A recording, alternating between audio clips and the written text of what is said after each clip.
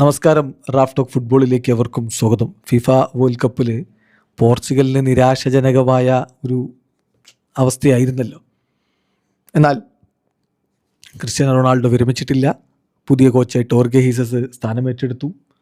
Portugal ഇതാ മറ്റൊരു പുതിയ ടൂർണമെൻറ്റിൽ കിരീടം ലക്ഷ്യം വെച്ചുകൊണ്ടിറങ്ങുകയാണ്. യുവേഫ നേഷൻസ് ലീഗിൽ ഇത്തവണ പോർച്ചുഗൽ ഈ വർഷം 6 മത്സരങ്ങൾ ഇനിയും കളിക്കാനിറങ്ങുന്നു. CR7 നമുക്കധികം വൈകാതെ പോർച്ചുഗീസ് ജേഴ്സിയിൽ വീണ്ടും കാണാനുള്ള അവസരം ഇതാ ഒരുങ്ങുന്നു എന്നർത്ഥം. അടുത്ത പോർച്ചുഗലിൻ്റെ മത്സരം സെപ്റ്റംബർ 25 പുലർച്ചെ ഇന്ത്യൻ സമയം 12:15 യുവേഫ നേഷൻസ് ലീഗിൻ്റെ ഗ്രൂപ്പ് സ്റ്റേജിലെ ആദ്യ മത്സരം പോർച്ചുഗലും വെയിൽസും തമ്മിൽ. കളി പോർച്ചുഗലിൻ്റെ മണ്ണിലാണ്.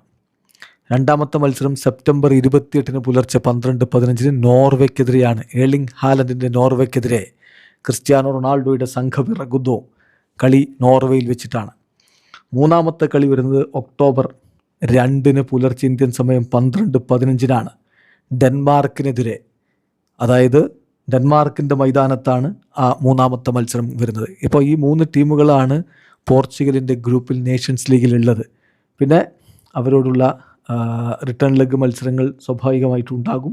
അടുത്ത മത്സരം പോർച്ചുഗൽ കളിക്കാനിറങ്ങുന്നത് ഒക്ടോബർ 5 പുലർച്ചെ 12:15 അത് നോർവേക്കെതിരെയുള്ള റിട്ടേൺ ലെഗ് മത്സരമാണ്. പോർച്ചുഗലിൻ്റെ മണ്ണിലാണ് കളി.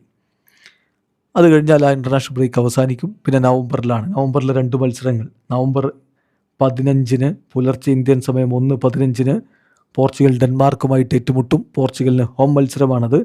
പിന്നെ നവംബർ 18 പുലർച്ചെ ഇന്ത്യൻ സമയം 1:15 പോർച്ചുഗൽ വെയിൽസുമായിട്ട് ഏറ്റുമുട്ടും. അത് എവേ മത്സരമാണ്.